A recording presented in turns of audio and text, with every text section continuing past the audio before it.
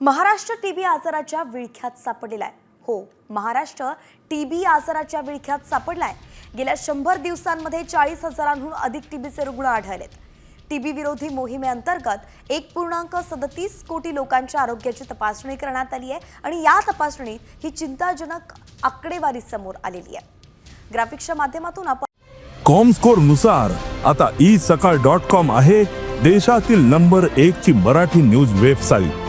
प्रत्येक अपडेटसाठी isakal.com ला नक्की भेट द्या। पण टीबी रुग्णांची आकडेवारी पाहूयात। तर 2021 मध्ये रुग्णसंख्या होती 2 लाख। 2022 मध्ये ती झाली 2.34 लाख। 23 मध्ये हीच संख्या झाली 2.23 लाख।